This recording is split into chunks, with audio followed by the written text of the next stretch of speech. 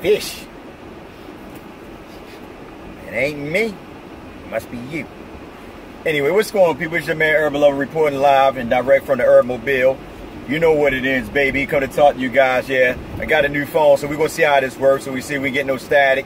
You know, I mean, I paid a lot of money for it, you know, but I had to steal a little bit from your grandma because she was kind of senile. And she said, you know, hey, baby, here's $100. Didn't know that she gave me $5, but it's all good. You know, I'm going to give her back her change and food stamps. But anyway, I want to talk to you guys about Julius Randle.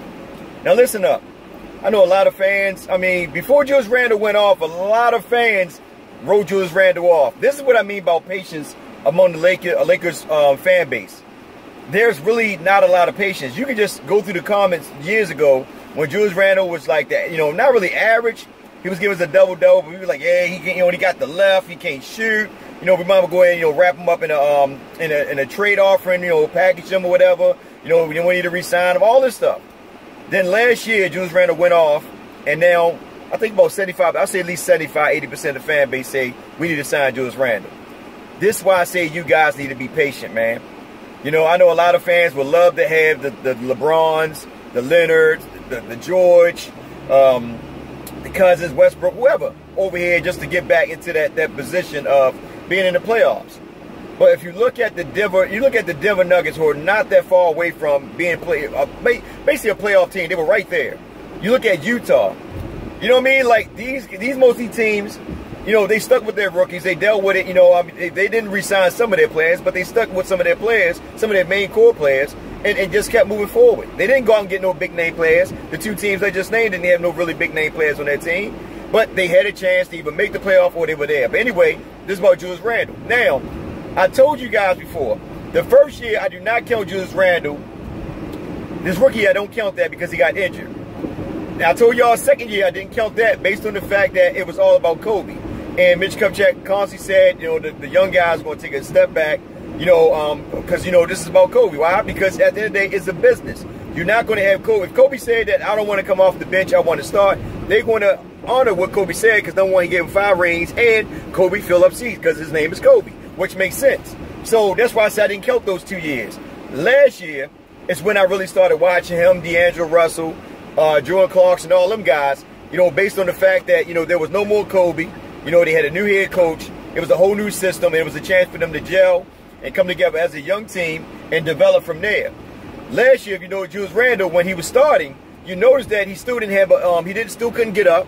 You know, because Larry Nance was looking way better than him around the rim. And I even said in one of my videos a while back that I like Larry Nance because Larry Nance is much more, he can get up around the rim much better than Julius. Julius just doing layups and stuff like that.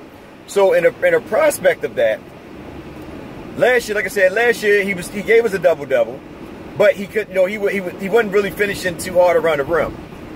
But as you notice, after the injury, which was this year right here, Julius Randle has been playing at a very high level. The only thing fans can talk about Julius Randle is that he still ain't got it right. He haven't hit jump shots. That's all they can really talk about.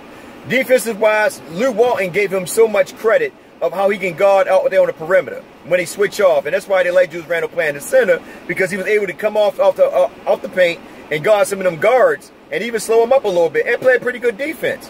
So you see over the course of time, Julius Randle getting better and better by the years. And if you look at his monthly stats, he went from, I think, average like 14 up to like almost 20 points going into like the last month of the season. And his rebounds went from, I think, 8 to like, really should have been 10, but 9. But he played at a higher level, and he was playing so high around the rim. He was finishing way better around the rim, man, than he did the year after he came back from the injury, which was, you might say, like I said, you can say last year. He played way high around the rim. He was finishing real good around the rim. And fans are, you know, now fans are starting to see this, and they say, you know what, we need to re-sign him. I've been saying this from day one that we should re-sign Julius Randle. I've been saying this. Because one thing about me, man, I don't believe in giving up on players, man. You know, like I said, I'm an old head, man. I know that everything is based on business and all that. I get that. But at the end of the day, we should not give up on players so quick.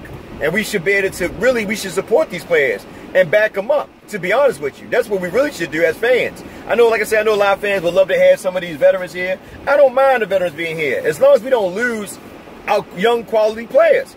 Because at the end of the day, you got to look at the likes of Golden State Warriors, why they're a dynasty. So that's the main reason why me personally, I will resign Julius Randle. It doesn't make sense to let somebody who's 23 years of age, let him go. And I know a lot of fans say, well, he ain't got a jump shot. Think about it. There was not too many players that could stop him down low. So it wouldn't cater to him shooting the jumper, because here's the thing. Even though the jumper would have been nice, don't get me wrong, I would not say it wouldn't. But the point is that he was so physical down low, that's why he led the team in free throws. His free throw percentage even went up. I think he was shooting over 70-something%, close to 80 in certain months. So his free throw percentage went up. He was shooting way better. So he was doing a lot of good things for the Lakers when it came to offense, and pretty good defensive-wise when he came to play. But he gave it all, and that's what I liked about him. And fans say, well, he needed a jump shot. He needed a jump shot. That was the reason why I said it at the beginning of the season that him and Brook Lopez need to be on the floor at the same time. Because Brook Lopez, I stated before, I said Brook Lopez is from the East, and there's not too many dominant centers in the East. By him being over in the West, he's going to play against some dominant centers, and you're going to start to see a Brook Lopez that you didn't see in the East. And this Brook Lopez, you've seen it. He could not really match up against some of these quality big centers, but he would, he would go get toe-to-toe against centers that were really like, that don't really, that really are not dominant centers.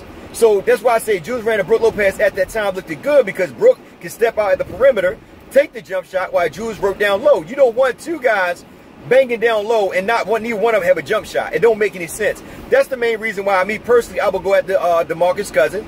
Even if he's hurt. And the reason why I said it, because if him being hurt, they can actually get him for really nothing, because a lot of teams are not going to give him the max contract because of his injuries. They don't know if the DeMarcus Cousins might come back to be 100%. So a lot of teams are not going to take that chance. And with DeMarcus Cousins and Julius Randle right there, it will be perfect sense. Because DeMarcus Cousins can shoot outside and bring it in.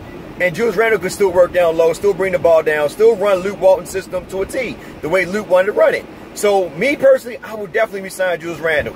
I would go, like I said, I gave y'all a scenario of what we can do about the Paul George, DeMarcus Cousins, and Julius Randle. How we can make it work. I know a lot of fans say, well, you can't, only Julius Randle can go over the salary cap. I stated that in my video. I said that, but the thing is, it starts with humbleness. If DeMarcus Cousins and PG-13 are willing to take a pay cut to come here, so that way they can re-sign Julius Randle. And that's what I was stating in my last video about the pay cut and how it can work. But you have some players who are about the money.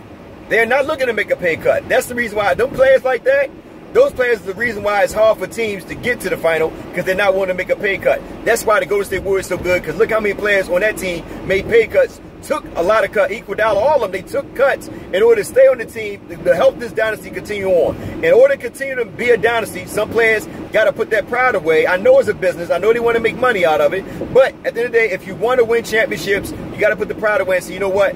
Let's go ahead and just build. We ain't worrying about the money. I know, we can get so much. You ain't got to get the max. You can get a good amount of money, so that way the Lakers can still sign some of their young players when their contracts have ended. It makes sense. But anyway, personally, I would sign Julius Randle. But it's your man, Urban Love. I just want to pass that on to you guys. Julius Randle, like I said, the 4 years he's been there, if you look at it, that fourth year, how good he played around the rim, how good he played around, how he was finishing around the rim, way better than he did last year after the injury, and before the year after, the year before that, when he had Kobe. So if you look at it, you can see every year he got better and better around the rim. Anyway, I love you guys. You have a blessed day. Y'all take care. And you know what it is. Y'all be safe out there.